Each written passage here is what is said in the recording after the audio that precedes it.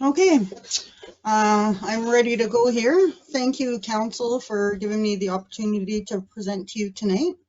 I will be going through the 2023 municipal budget for your consideration.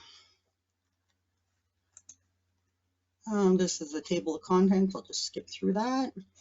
So the executive summary. So we're pleased to provide the 2023 draft budget to council, residents, and business and organizations of the Township of Hornepayne. So this document is provided as a policy document, a financial plan, an operational and service level guide, as well as a communication tool. The budget package provides a broad overview of the township, its operations, the associated budgets, and we have also provided information regarding the township's operating and capital budgets. In addition to these financial overviews, the budget package incorporates information about our community, the township strategic plan, and financial policies. The budget philosophy. The township takes the management and stewardship of the public funds very seriously. Through council, the township delivers a wide range of services that residents expect within the legislative framework established by the province of Ontario. The next section of the budget is put in there to illustrate the methods that we use to derive to the budget that is before you tonight. Oops. Sorry about that. Okay, next portion. Here's just a brief overview of the operating budget and the capital budget. So within the package, we are asking for a 1.54% increase for the operating budget, as well as a 2.46% for the capital levy, for a total increase of 4% for the 2023 budget. The capital budget overview, this is the information that was taken from the asset management plan. And we do have a historical cost of approximately $72.8 million in infrastructure. And council authorized a financial strategy, which includes 2.66% target average annual infrastructure reinvestment rate to address the township's infrastructure deficit. Whoops. Many projects were scheduled to be completed but in prior years, but due to the pandemic that we all went through, there was some that got put off until this year. So there are some projects in the budget this year that will be completed this year, and then there's that will be also completed in future years. So I hope you enjoy this presentation, and we'll get right into it.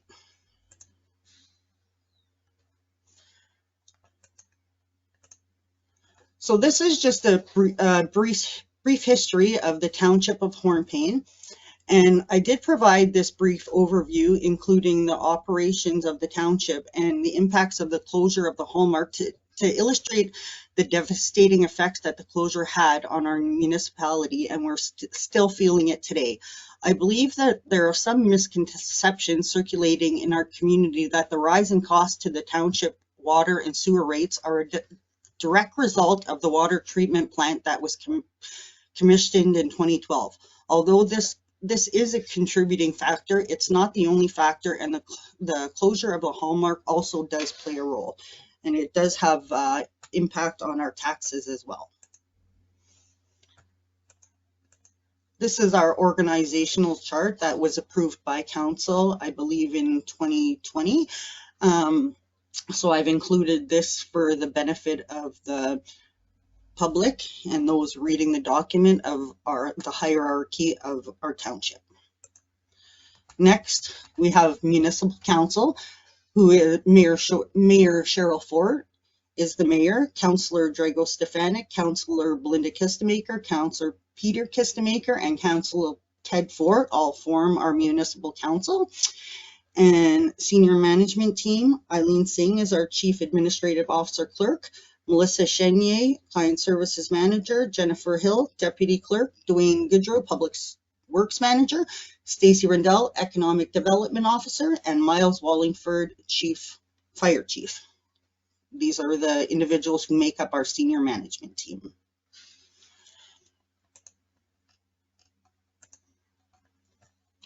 So council did a strategic plan, which is called Planning to Succeed, that encompasses 2020 to 2023.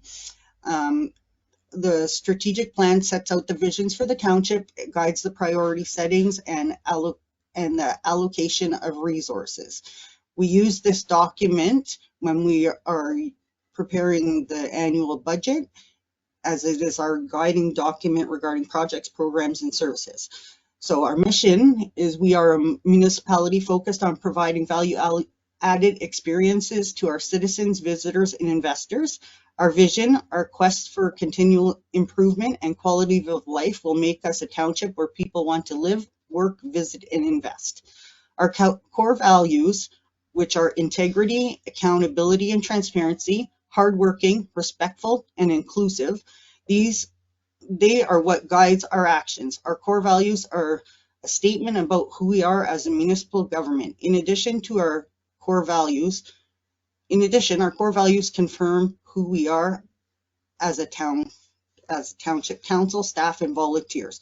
Our core values remind us how we will administer our affairs, deal with issues, and respond to people. They will guide our day-to-day operations and our long-term decision-making. So these are the strategic priorities and goals that are within our council strategic plan. So they are governance, infrastructure and asset management, finance, economic development, and master planning. So governance statement, the township will strive for excellence in how we administer our affairs. Infrastructure and asset management, the township will take a consistent and planned approach to decision making as we manage our municipal infrastructure and assets. Finance, the township will ensure responsible fiscal planning to strive a balance between council's goals, community expectations, and available resources. Economic development, the township will carefully plan for economic growth and sustainability. Technology, the township will leverage technology to enhance client experiences, improve efficiencies, and prepare for the future.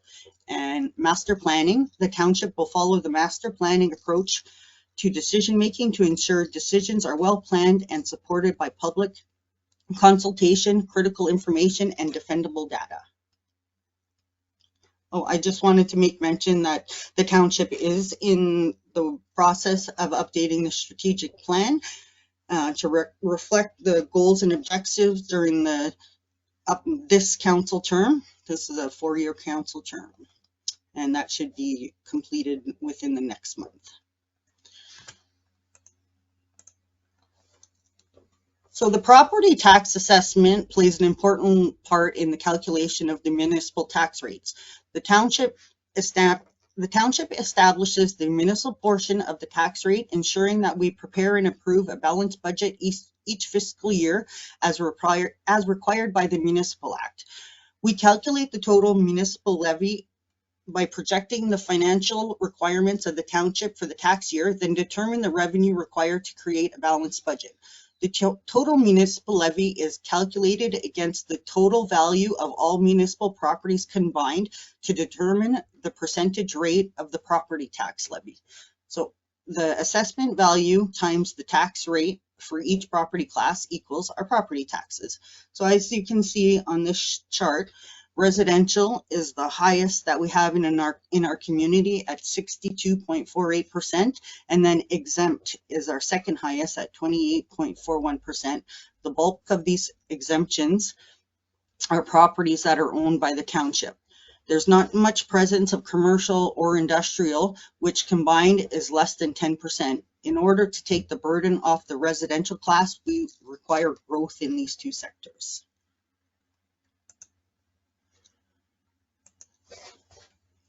So supporting our community through the budget.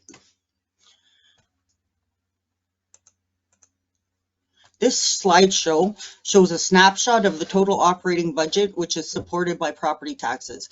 Most of the township's operations are supported by some degree by property taxes. Each year, staff considers various revenue sources available as well as operating requirements of the township to determine what needs to be raised through tax levies.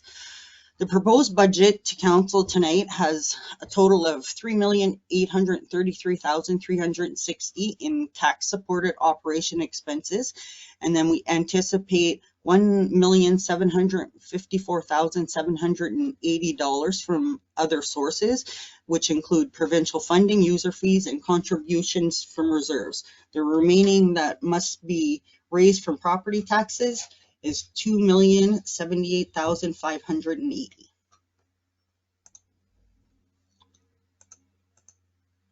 This pie graph illustrates the percentage of each department in comparison to the entire property tax supported operational budget. As you can see, administration has the most expenses at 26.37%. Public Works is the second highest at 25.07%, and then the arena coming in at third with 11.27%. The reasoning for these high departments is because the operating budget, a high percent of the operating budget is required for salary, wages, and benefits. This graph illustrates what departments are funded by the municipal levy, which illustrates the public work is the most at 34.6, then the arena at 18.02.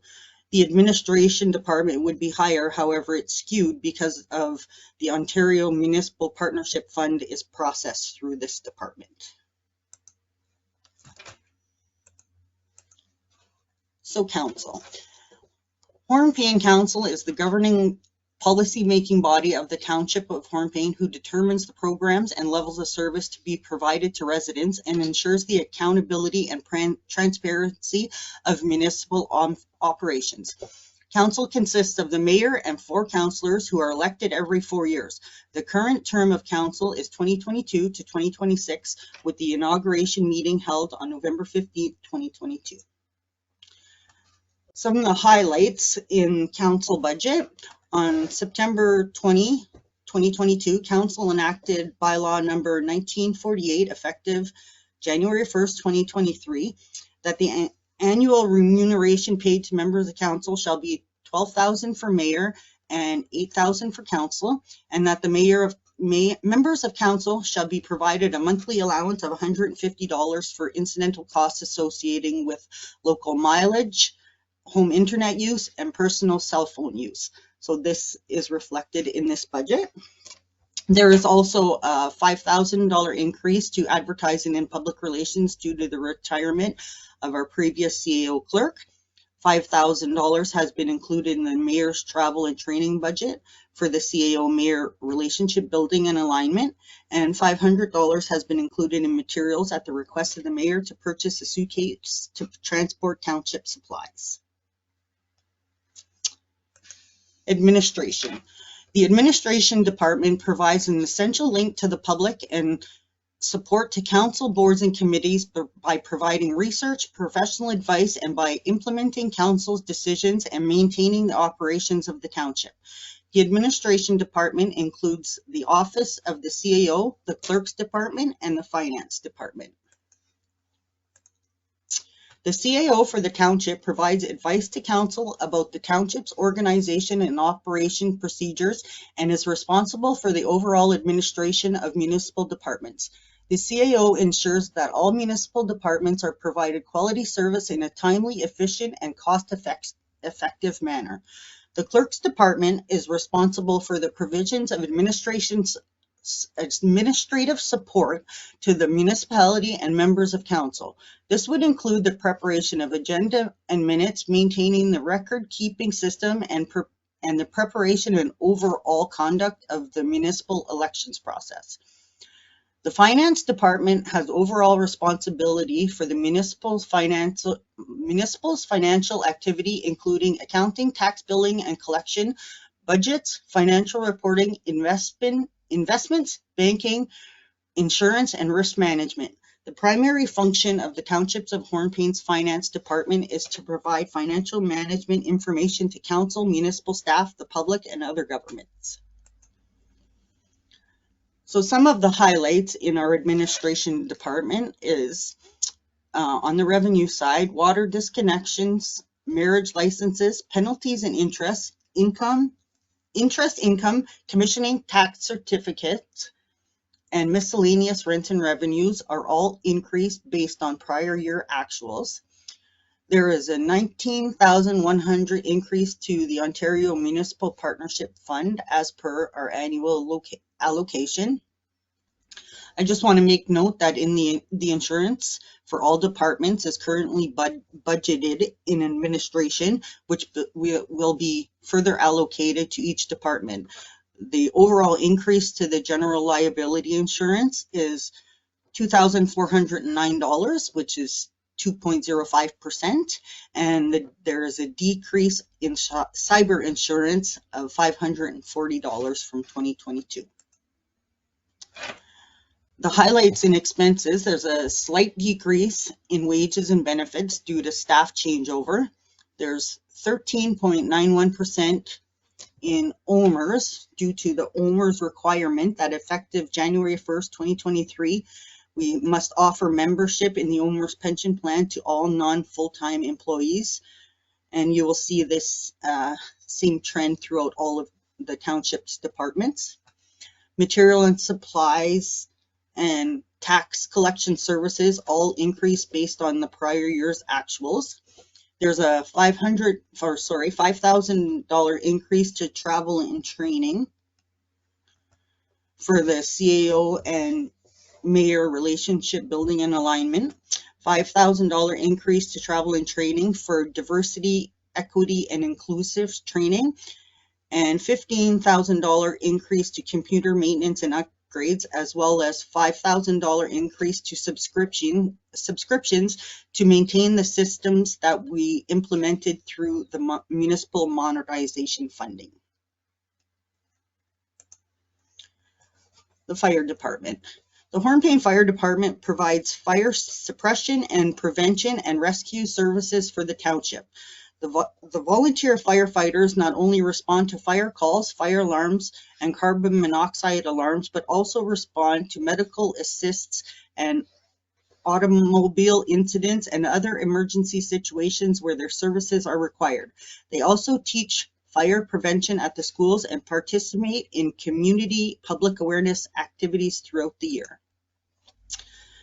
Some of the highlights for the fire department on the revenue side is there is an increase of $575 in miscellaneous rents and revenues. This is due to the inflationary increases provision provided in the Hornepayne Lumber and Hornepayne Fire agreements, Hornepayne Power Fire agreements. And there is a decrease in the fire department recoverables based on prior year actuals. The highlights to the expenses is there is an increase in wages and benefits due to increased hours of work by the fire department secretary. $10,000 was maintained in furniture and equipment, and the fire department requires wage acts. There's a $500 increase to advertising and public relations for events with Sparky. $500 increase to fire prevention for school kits for giveaways at the school functions. $1,450 increase to M&R fire agreement expenses due to the expanded coverage for area for the M&R. $10,000 was maintained in the repair and maintenance building for the replacement of outside doors and the garage door. And $10,000 was added for repair and maintenance vehicles due to failing fire department vehicles. Emergency management. Since the onset of COVID-19 pandemic, emergency planning activities have included supplies, materials, and services to manage the recovery from the global pandemic. Over the past few years, activities have involved developing a reopening plan, adhering to the public health guidelines and considerations of the safety of the community and organizational staff. So the revenue and expenses that are presented tonight is the remaining COVID-19 funding that we received from the province. Policing. On the revenue side, the Township of Cochrane Provincial Offences Office accepts payments for common fines, including speeding tickets, liquor-related tickets, insurance fines, and other fines issued under the POA. These payments are then distributed to 10 municipalities that are based on the population. There's no change to the revenue for 2023. The expenses, the OPP municipal cost recovery billing for municipal-based services and calls for service costs, overtime, court security, prisoner transportation, accommodations, and cleaning services. The base service cost represents municipal costs related to proactive policing services such as routine patrols, crime prevention, ride programs, training, and administration. Annually, the township is provided with the OPP billing statement, which the municipality is obligated to pay for these services. The cost to each municipality is determined by the number of properties in the municipality and the standard province-wide average cost per property. There is a decrease of $11,810 to police expenses this year. Bylaw. The Bylaw Enforcement Department is responsible for the enforcement of the township's bylaws, operations of the municipal animal pound when it is necessary. The purpose of this department is to assist with public safety, maintain community standards, and deal with community nuisance issues. There's no change in the revenue or the expenses for the bylaw department. The role of the building department is to administer and enforce the building permit process, inspect to ensure compliance, and enforce non-compliance. There's a $5,000 decrease to travel and trading due to actual expense trends, and there is a $5,000 addition to building demolition as there was no amounts previously budgeted for this purpose. The Public Works Department is responsible for much of the day-to-day infrastructure used by our residents, including the maintenance, rehabilitation, and development of all municipal roads. Some of the services that the department provides for are winter operations such as snow removal and sanding, summer operations such as grading and dust control, road signage, draining, and street lighting. There are no change in the Public Works revenue for 2023. In the expenses, there is an increase of $5,000 to materials and supplies. There's $15,284 that's included within these materials and supplies for environmental site assessment. There's an increase of $2,000 to electricity based on previous year's actuals. Furnace oil increased by $4,000 and gas increased by $5,000 and diesel fuel increased by $37,000 due to the rising cost. There's a decrease of $9,000 to repair and maintenance building as the money was budgeted for a garage door in 2022 and has now been removed. Carrying on with the Public Works Department. There's a $2,000 increase to repair and maintenance GMC to replace the windshield. And the following decreases were decreased based on previous year actuals. $2,500 decrease to materials and supplies for the sander. Increase. I messed up there. $500 decrease to materials and supplies steamer. $700 decrease to material and supplies packer, $5,000 decrease to small tools, $500 decrease to materials and supplies two-door Ford, $500 decrease to materials and supplies four-door Ford. There's a $3,500 increase to the repair and maintenance vehicle for the four-door Ford due to the replacement of a stereo and a heater in the vehicle. There's a $5,000 decrease to repair and maintenance for the backhoe as much as the repairs were accomplished in 2022. $5,000 increase to repair and maintenance grader, $3,000 increase to material supplies Freightliner, and $2,000 increase to repair and maintenance vehicle Freightliner are all increases based on the previous year's actuals. There's a $4,125 decrease to the repair and maintenance equipment loader. There was originally a $10,000 decrease, but then a fork was added in for the loader for $5,875. $6,500 decrease to bridges and culverts based on previous year's actuals. $12,000 increase to loose top based on previous year's actuals. $12,000 increase to dust control for calcium, to put calcium on additional roads in the township, and there's a minimum purchase of a full truck for 3,000 liters at that cost, and $3,500 increase to salt and sand based on previous year's actuals. The street lights are maintained by Public Works Department. However, they are illustrated as their own department to clearly identify the costs associated with the street lights in the township. And there are no change to the expenses, and the staff has a few lights on hand. The airport.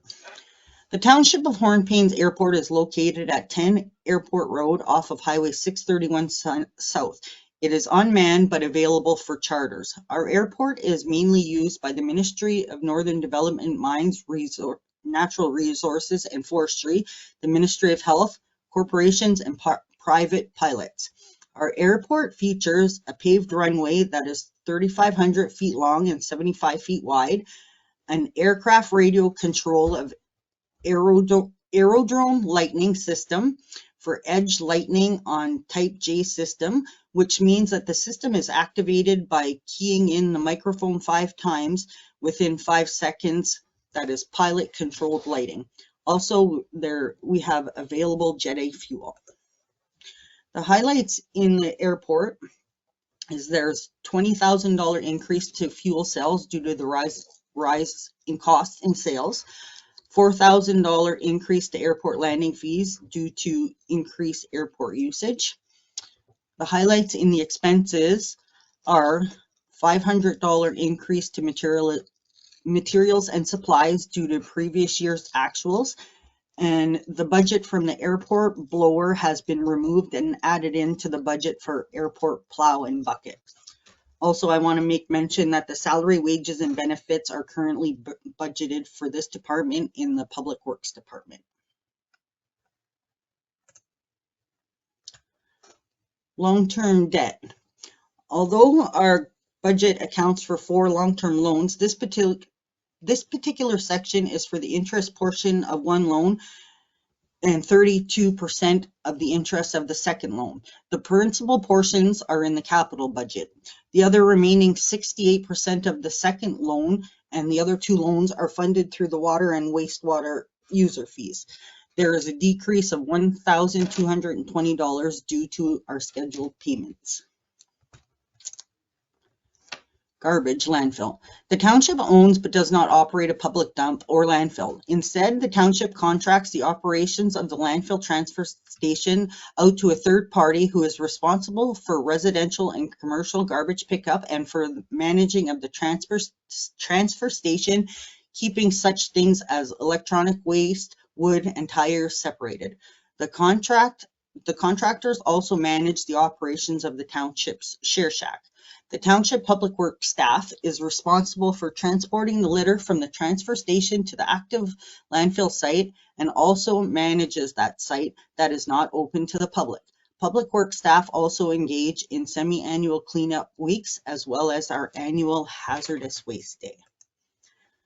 So the highlights for revenue is that there's $12,000 increase to the landfill cost recoverable due to the hazardous waste day, and $45,750 provincial grants is removed as this was included in the 2022 for a special project that didn't come to fruition.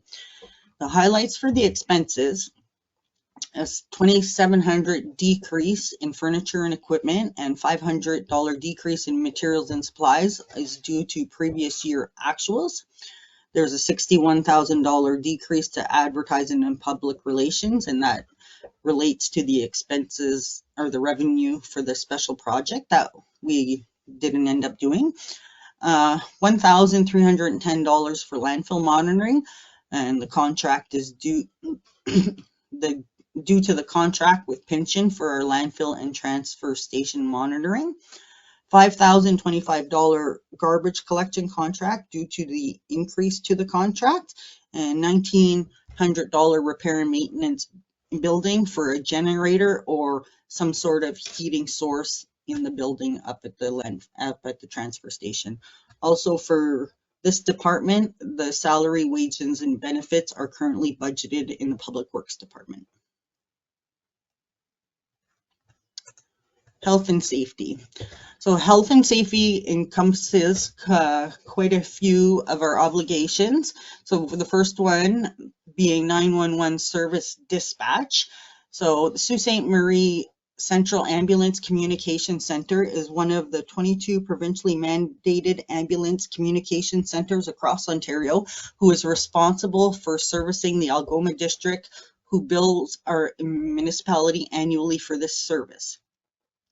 The Porcupine Health Unit is the township is serviced by the Porcupine Health Unit. The health unit is one of 34 public health units in Ontario, whose mission is to foster healthy living within the communities by preventing illness, promoting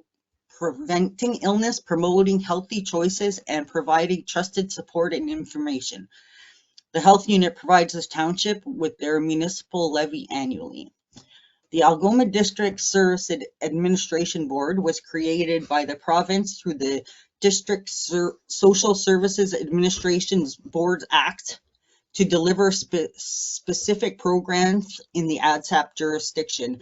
These include social services programs, children's services, housing services, Ontario Works, paramedic services, and land ambulances. ADSAP funding is provided from the province and the member municipalities. The provincial contribution is provided through the service agreements or legislation for all the programs, while the municipal share is apportioned to the member municipalities utilizing the approved apportionment model, and they provide this to the township on an annual basis. So the highlights in regards to revenue, $6,670 was removed from miscellaneous rents and revenues. This was due to an initiative for health and safety policy that was worked on previous years, and this was to recover from the participating municipalities, which is now has been done. There was $7,000 decrease to materials and supplies, and $3,000 was retained in that section to purchase a defibrillator. $1,000 increase to travel training and professional development for all staff to be certified in first aid. $1,000 increase to the 911 service dispatch as per Sault Ste. Marie Central Ambulance Communication Center. $2,705 increase to Porcupine Health Unit as per the Porcupine Health Unit, and $6,080 increase to ADSAP as per ADSAP. The cemetery. The Township of Hornepayne owns 2 cemeteries, but only one is active. The operation is a joint effort between the CAO Clerk's Office and Public Works. Public Works staff are present at the cemetery from spring through to fall. Their focus is maintenance of the grounds as well as any interments that are required. The CAO Clerk's Office provides information and assists the public with arrangements for interments, monuments, columbarium, lot decorations, and interment rites. The CAO Clerk's Office is also responsible for maintaining the vital statistics for the township, which includes working with surrounding funeral homes to ensure appropriate registration and filing of death certificates. In regards to the revenue, there's $820 increase to the sale of columbarium niche. Expenses, $1,100 decrease to material supplies, $500 decrease to travel training and professional development, $300 increase to memberships, and these are all due to previous year's actuals. Excuse me. So parks and recreation. The township strives to provide first-rate community amenities to its small population within its limited budget. We do so with the support of the Recreation Department. The township has recently established a new multi-generational park and is in the process of administering a capital project that will see our community arena transform into a community center with new and better spaces for public use. The township facilitates annual Winterfest celebration and participates in other community events such as Canada Day, Trunk or Treat, and Culture Days. The township is also committed to maintain an active, connected community by providing recreational opportunities for our residents and our visitors. There are a lot of activities that are available year-round at our local parks and trails to support healthy lifestyles. Some of these include cross-country, skiing, curling, hockey. We have an outdoor recreation park that has basketball court and playground, Buttercup Trails, Pavilion Skate Toddler Park, the Welcome Garden, Center of Ontario, and Cedar Point, where you can go boating, canoeing, fishing, swimming, and also has a disc golf, and it's a fun way to get active in the township. Disc golf is similar to traditional golf, but can be played on virtually any terrain with inexpensive, accessible equipment. And of course, we are the geographical center of Ontario. In the Recreation Department, there is no change to any of the expenses. In the Parks Department, there's a $600 increase to federal grant, and this is due to our Celebrate Canada grant for Canada Day. In the expenses, there's $200 increase to electricity due to previous year's actuals, $3,000 decrease to advertising and public relations. This $3,000 was added in as part of a park naming initiative. However, we're not quite ready for this exercise. $100 increase to Buttercup Trails due to the rise in fuel costs. $5,000 repair and maintenance for the water and sewer hookup at the pavilion, and then $5,000 was maintained for the Center of Ontario. The arena.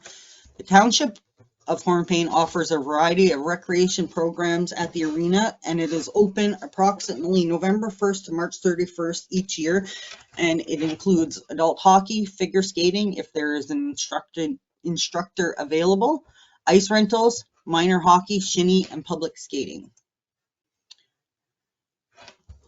The revenues, there's a $10,000 increase to the user fees and a $180 increase to arena advertising, and this is due to the comprehensive user fee schedule that will be adopted by council within the next few months. And the highlights for the expenses is there's $3,500 decrease to materials and supplies, $1,000 increase to travel, training, and professional development, $1,600 increase to Zamboni, $23,000 increase to repair and maintenance equipment, $5,500 increase to propane. All of these increases or decreases are due to previous year's actual expenditures. The curling club is operated by local volunteers during the curling season. They offer curling programs for both adults and children. The adult league, which is run by the curling club executive, usually curls 2 nights a week. The Little Rocker program introduces children to curl and usually runs once a week. There are various one-day spiels throughout the winter season, including a 3-day closing mixed bond spiel at the end of the season. The highlights for the financials is that there is a $10,000 increase to the curling club rental. This revenue was eliminated from the budget during COVID and partially added back in 2022. Now we have it back for full revenue. And On the expense side, there's a $1,000 decrease to repair and maintenance building.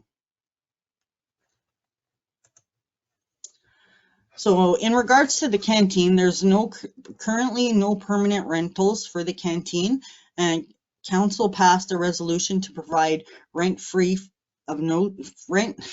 free of charge to non-for-profit organizations. So we're expecting the revenues to be minimal, therefore it was decreased. And in regards to the expenses, furniture and equipment and materials both have been removed, and all other expenses were left at $1,000. Repair and maintenance building, repair and maintenance equipment, and propane for the canteen. The township's fitness facility is equipped with free weights, resistance machines, and cardio equipment to help residents and visitors meet health needs and fitness goals. We offer daily, monthly, and annual memberships. The highlights in regards to the financial is there's a $5,000 increase to user fees, a $5,000 increase to electricity, a $1,000 decrease to repair and maintenance building, and a $600 increase to repair and maintenance equipment. The Hornepayne Public Library is a municipal board of the Township of Hornepayne and is run by five-member board. They aim to provide the area with comprehensive and efficient public library services. Membership at the library is free of charge to residents of Hornepayne. The township supports the Hornepayne Public Library with an annual contribution towards the operating expenses. The highlights for revenue is there's $1,700 increase to miscellaneous rents and revenues. Fines and interest have been removed as the library board passed a resolution to remove this penalty system, and fines are no longer being charged. $600 increase to library services and $390 increase to the library grant from the township. On the expense side, there was $700 increase to advertising and public relations, $1,500 increase to travel training, as the CAO is currently enrolled in a training program and new staff will be required to take first aid training, and then $390 increase to the library grant from the township to coincide or correspond with the revenues.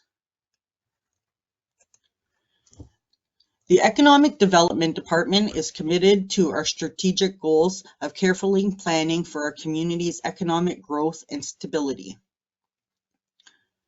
We provide information and resources and guide residents in the right direction to help the business succeed in the Township of Hornepayne. The township established the Economic Development Department in 2019. We serve public sector, private business, as well as First Nation communities.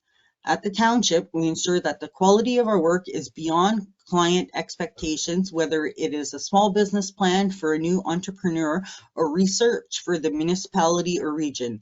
We pride ourselves in providing detailed research recommendations and reports that lead to the best decision-making possible.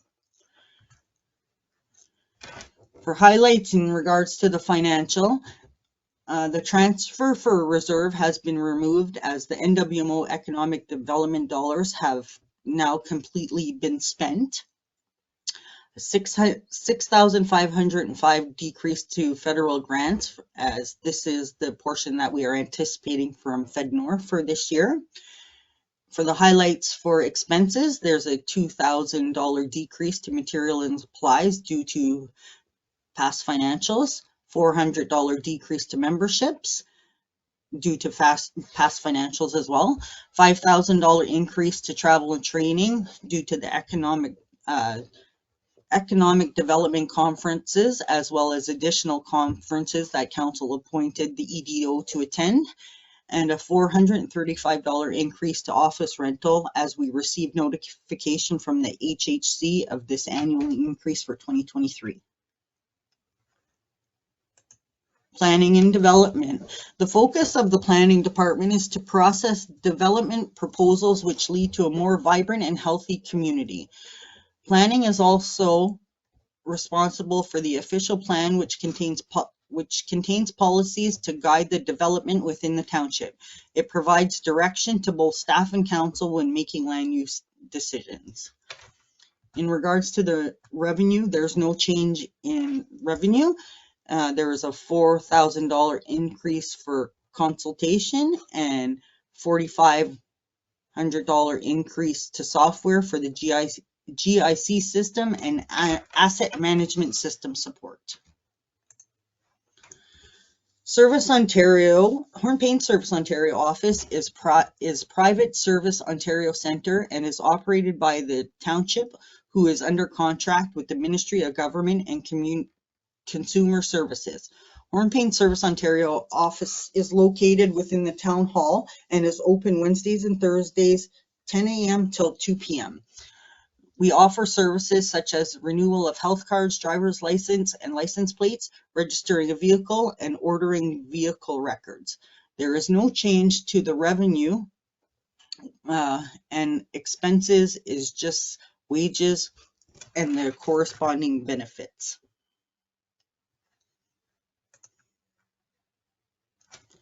The rates for the education portion of the taxes are established by the Minister of Finance and help to fund the elementary and secondary education system in Ontario. Education taxes are set by the Ontario Regulation 498 under the education tax. Education levy is calculated in the same way as property taxes by using the current value assessment of a property as determined by MPAC and multiplying it by the education rate for the applicable class of property. The only difference is that the education rates are established by the province and the municipality establishes the tax rate. The Township of Hornepayne must remit education taxes to the boards that are present in our community. We remit payment to all 4 school boards: English Public, English Separate, French Public, and French Separate. There are classifications of property assessments that allow the municipality to retain the education portion of taxes, which is the reasoning for the $8,765 difference between revenues and expenses.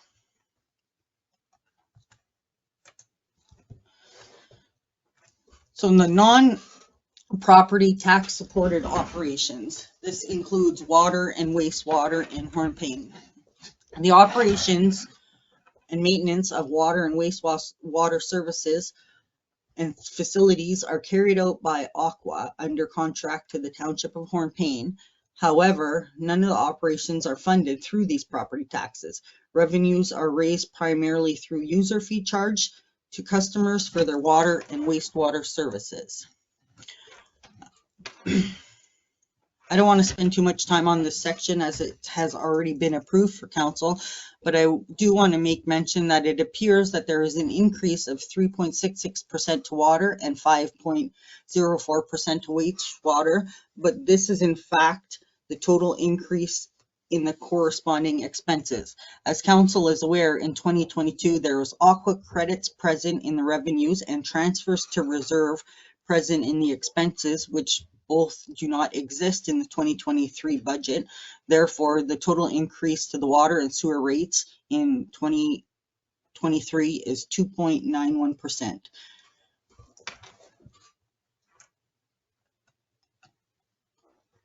And here is the breakdown of the water and sewer expenses that have been already approved by council.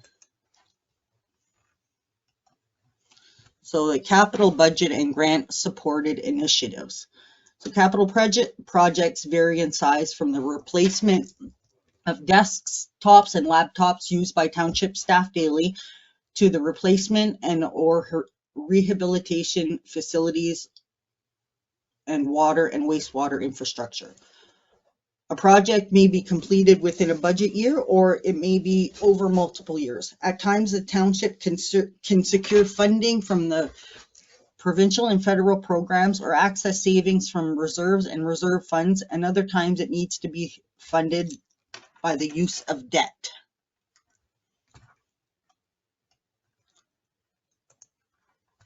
This graph illustrates the revenue sources projected to fund the capital and special projects that are present in the draft budget.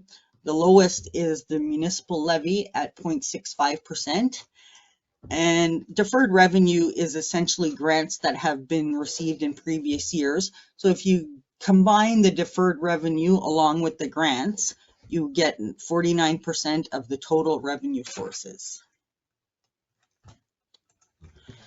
The administration department. So this section speaks to 3 grants that have been allocated by our funders, which is OCWA formula component, federal gas tax, which is now called Canada Community Building Funds, and NORDS.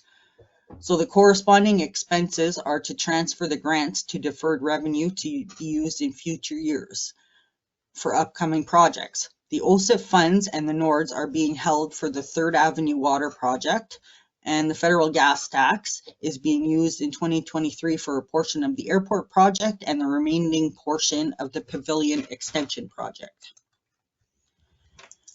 The fire department. The fire chief has indicated that the department requires renovations to the fire hall and garage and has complied with the procurement bylaw to obtain the quotes.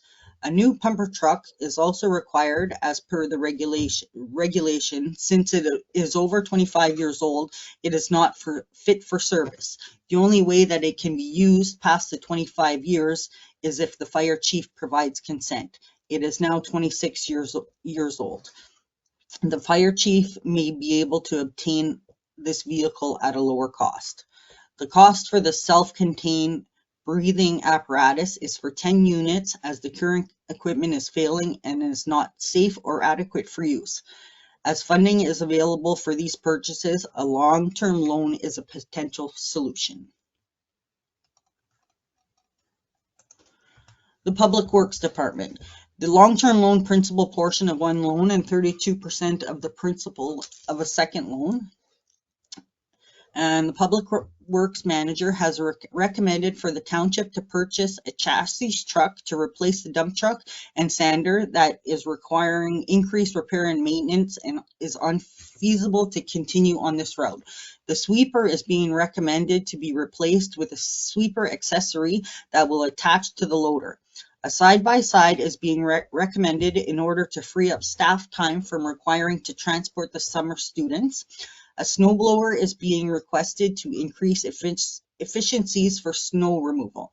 Again, funding is available for these purchases, and a long-term loan is a potential solution. However, if approved, council may wish to consider funding the smaller items such as the side-by-side and snowblower through the reserve or through the municipal levy. The airport capital project. This section represents the remaining work that must be completed for the airport rehabilitation project. The federal gas tax is our portion of the project, and the federal grants is ISIP's remaining contribution to the project. These expenses are the remaining eligible expenses associated with the grant. Oops. The landfill. This section speaks to the landfill expansion project that is currently underway by EXP Services. This amount is the amount that remains in the contracts with EXP for their consultation services. Council has authorized this project to be funded through the Planning and Development Reserve. The cemetery capital budget. Staff is recommending the purchase of a new columbarium at the cemetery. We currently only have 4 niches remaining in our current structure, and we are recommending to purchase this through the capital reserve. The parks. This section represents the remaining works that are to be completed at the Pavilion Park. $1,455 is the township's contribution for the FedNor grant.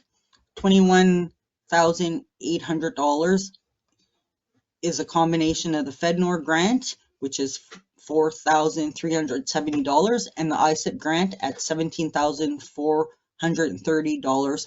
Both those grants were dedicated for this purpose. Recreation. This section is for the baseball relocation project. The revenue of $150,000 and the corresponding expenses represent that the grant we were approved for from the Ontario Trillium Foundation for this purpose. The arena. This section is for two projects. The first project is the ISIP funded arena rehabilitation project. The second is for the replacement of the Arena Curling Club ice plant, which would be contingent on being released from the scope of work from the ISIP project. As it currently stands, we are expected to spend $1,826.75 on the arena rehabilitation project in 2023. $1,339,060 would be received from ISIP, and the township's portion would be $487,015. Since we do not have funds set aside for our portion, a long-term loan is the only practical solution. The township will require a total amount of $1,248,752.62 to fund the township's portion of the arena rehabilitation and expansion.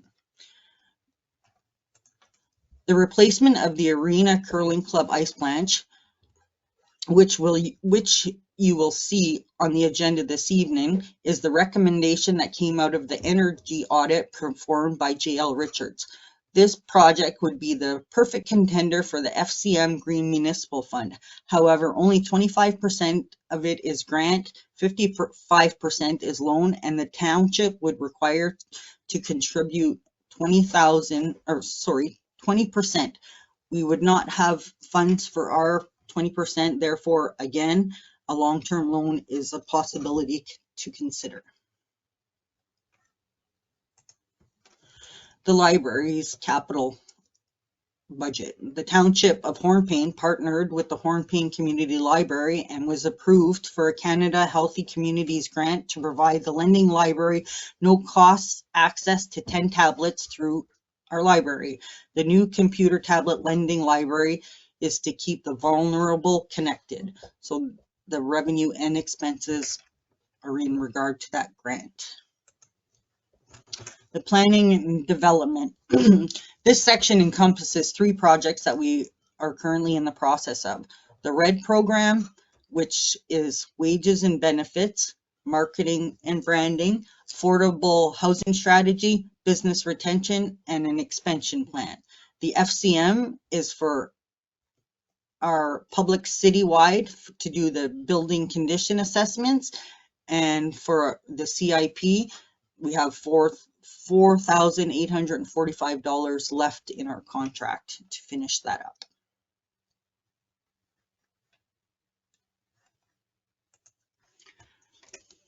So the water and wastewater capital budget. The long-term loans have already been approved through the water and sewer budget, and $749,940 are the eligible expenses for the 3rd Avenue portion that has been planned for 2023. $549,930 would be ISIP's contribution, and $200,010 would be the township's contribution, which would be funded through OCF, which we set aside for this purpose. On the wastewater side, the long-term loan payments have already been approved through council, and the dechlorination project has been approved to be funded through an approved long-term loan. So the asset management plan. I've included this information from the township's asset management plan to remind council of the plan, that this plan has been approved by council, and its purpose is to guide decision making when determining what assets require rehabilitation and or replacement in a strategically cost-effective way. The focus for 2023's capital expenditure is identified as administration equipment, public works equipment, recreation equipment, and public works vehicles for a total cost of $240,301. So it shows here what exactly admin equipment, public works equipment, recreation equipment, and public vehicles encompass. the service delivery review. So I've included these two particular sections of the SDR to demonstrate to Council that when the SDR was completed in 2019, even before the current asset management plan was approved, the fire apparatus and the state of the fire hall were concerns, and these two issues have yet to be rectified. I do not believe that the development of a fire apparatus and equipment maintenance and replacement policy, or the development of a long-term funding strategy for apparatus and equipment replacement have been completed, nor do I believe that an environmental expert has assessed the water damage in the fire hall. The fire chief has indicated that the contractor will replace the insulation with rock wool insulation and will use tin in case of future water exposure. Reserve and reserve funds. A reserve is an allocation of accumulated net revenue that makes no reference to any specific asset and does not require the physical segregation of any monies. Reserves are part of a revenue fund and therefore do not earn interest like a reserve fund. A reserve fund is an asset physically segregated and restricted to meet a specific purpose. There are two kinds of reserve funds: obligatory reserve funds and discretionary reserve funds.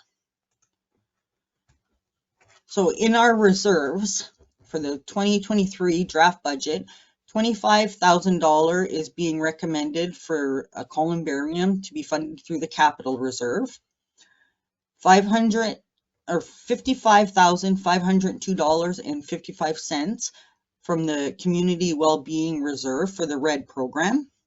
The Planning and Development Reserve, $4,843.82 for Community Improvement Plan. The Planning and Development Reserve, $56,960 for Landfill Expansion Plan. $4,887.20 from Planning and Development Reserve, and then $71,675.33 from the Levy Stabilization Reserve. In regards to the reserve funds, there is no change in those. The deferred revenue. So we have $6,940.44 remaining in our Safe Restart Agreement, which is for COVID-19 related expenses. $200,010 from the OCWA federal component for the 3rd Avenue Water Project. $41,860 from the federal gas tax for the airport project. $1,456.08 from the federal gas tax for the Pavilion Extension project. And we no longer have NWMO economic development funds, as it has now been completely depleted. Long-term loans. So I put these in here to demonstrate to council and the public how much we do have right now in current long-term loans. I did want to highlight though in the 4th one, it says that the impact on the 2023 budget is the principal payments of $53,574 and the interest payment is $41,500. This is actually incorrect information. $53,574 is the total combined payment, interest and principal. So for $41,562 is the principal payment, and the interest payment is $12,073.77. So key items for council's consideration. So I've listed them all for council to provide direction to staff on, and council may have some other things that they want to discuss or provide.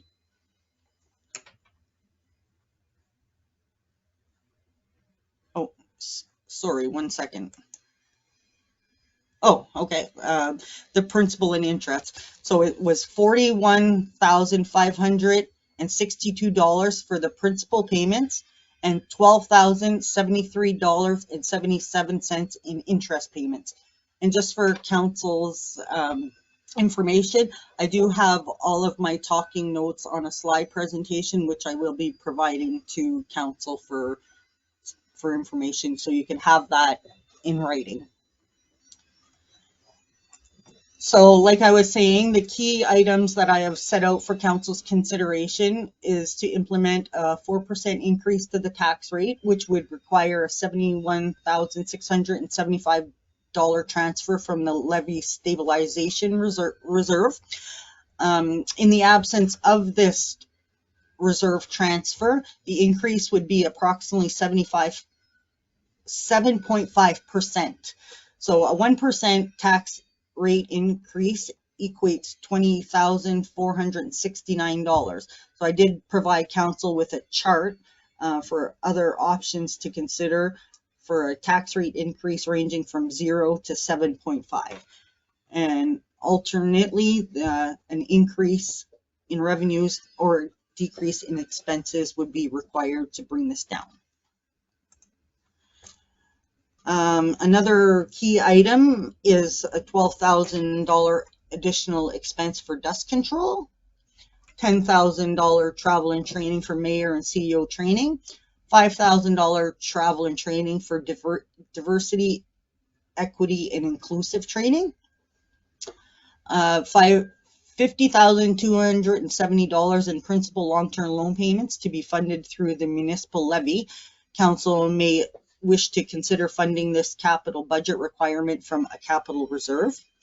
An additional long-term loan for the fire department, an additional long-term loan for the public works department, $25,000 transfer from the capital reserve to purchase a columbarium, an additional long-term loan in the amount of $1,248,752.61 to fund the township's portion of the arena rehabilitation and expansion project. Application to the FCM Green Municipal Fund, which consists of 25% grant, 55% loan, and 20% municipal portion to fund the purchase of a combined arena curling club ice plant in the amount of $1,300,000. And the township's contribution for the 3rd Avenue Water Project for $1,333,393.15. We have allocated $842,277.69 to this project through the Ontario Community Infrastructure Fund and the Northern Ontario Resource Development Support Fund, which leaves a gap of $491,115.46 for this project. Also, it was council's objective to also replace the wastewater infrastructure during the course of this project at an approximate cost of $1,070,900, which are not eligible project expenses. So staff requires council direction on how these expenses of approximately $1.5 million will be funded. So I'm not going to go through all of the appendixes. So I did provide council with 4 appendixes for information. The appendix 1 is the 2023 annual repayment limit. So the first couple pages just gives some brief information on the repayment limit and how it is calculated. And on this page, it shows that our borrowing capacity for 2023 is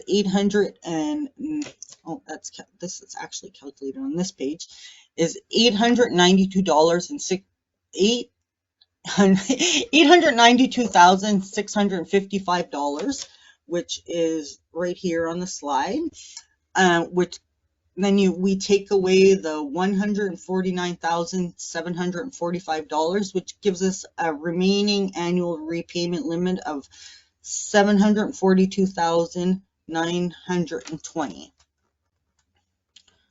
So if we go back to this page, our annual repayment for illustration purposes only, we would be able to get a loan for 20 years at 5%, and the loan could be for $9,254,422. So I did do some quick calculations based on the information that is in the budget tonight, and I'll just swing this over here. So this is for council's illustration. So if we wanted to get a loan for the fire department equipment for $923,000, the total interest would be this $532,946 for a total payment of $1,456,000.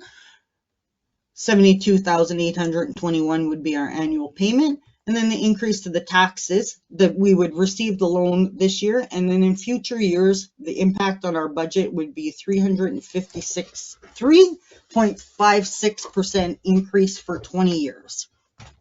So I've done these calculations for all 5 of the items that are on the budget for council's consideration this evening.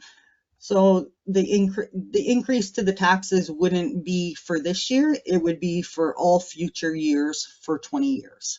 And this is just for illustration purposes only, and I'm sure that we are not at 5% right now with Infrastructure Ontario. And these calculations do not include the 55% loan from the Green Municipal Fund to fund the Federation of Canadian Municipalities, which would be an additional long-term loan for $715,000.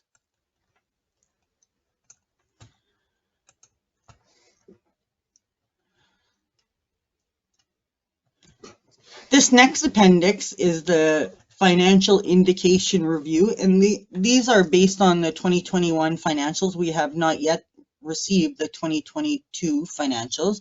So the Ministry of Municipal Affairs and Housing reviews each municipality's financial health through the use of key financial indicators, which are compared to established provincial thresholds. The formulas are included in the report for all indicators to provide you with the FIR schedule, line, and column that the ministry have drawn the data from. For each financial indicator, medians and averages have been calculated for comparator groupings relevant to our municipality. Although financial indicators may provide important information about a municipal's fiscal health, it is important to remember that they only provide a financial snapshot at a particular moment in time and should never be used in isolation, but should be supported with other information and local knowledge. So there is a couple that I wanted to highlight. The total tax receivable less the allowance for uncollectible, which is the first one up here, shows how much tax bills are not collected. Hornepayne is at 25%, and we are above the average for the median as well as the average, and we are at the level of risk is high. As you can see, it's steadily increasing since 2017 with a slight increase peak in 2020. And this indicates that there are more people that are choosing not to pay their taxes, and council should take this into consideration when making financial decisions. We do have a fairly high municipal levy that is mostly borne by the residential class, and in the absence of growth, at some point the ratepayers are going to be forced to have to choose between necessities and paying property taxes. The other one that I want to highlight is the closing amortization balance as a percentage of the total cost of capital assets. This indicates how much of the asset's life expectancy has been consumed. This year we are in moderate. We have been for the past 5 years, but it is steadily increasing. And this shows that 63.1% of our assets have reached life expectancy.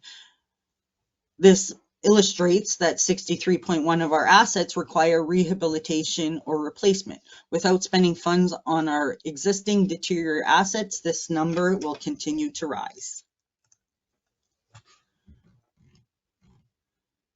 If you go to the second page, additional notes on what financial indicators indicate, this gives you the breakdown of what they all mean. So the municipal profile. This again is based on the 2021 financials, as we have not received our 2022 municipal financial profile yet. So the Ministry of Municipal Affairs and Housing completes the municipal financial profile for each municipality. The profile spreadsheet contains data points from the financial information return, as well as a variety of calculations based on the FIR information. Other information comes from sources such as Municipal Property Assessment Corporation, Statistics Canada, and the Online Property Tax Analysis System. Municipalities are required on an annual basis to complete the FIR based mainly on the information from the audited financial statements. So I'm not going to go through this too. I just wanted to provide council a brief overview of what it actually is.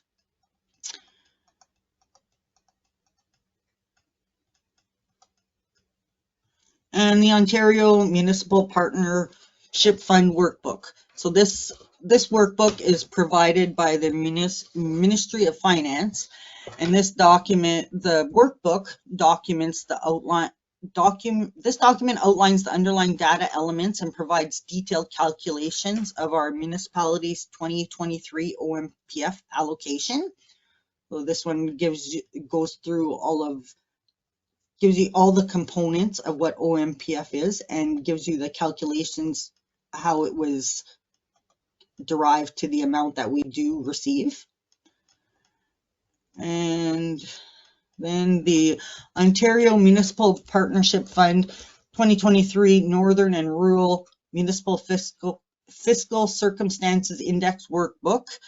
This document outlines the data elements and detailed calculations regarding the determination of our municipality's Northern and Rural Municipal Fiscal Circumstances Index. So again, I'm not going to go through this.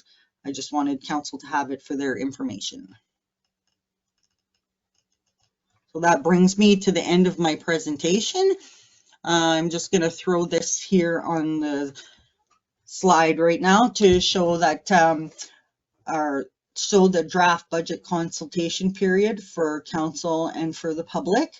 So we are having a written submission from Thursday, April 25th, which is tomorrow, that will end on Wednesday, May 22nd at 4 p.m. And the written submissions can be submitted to myself at treasurer@hornepayne.ca. And thank you, everybody. That's all for now.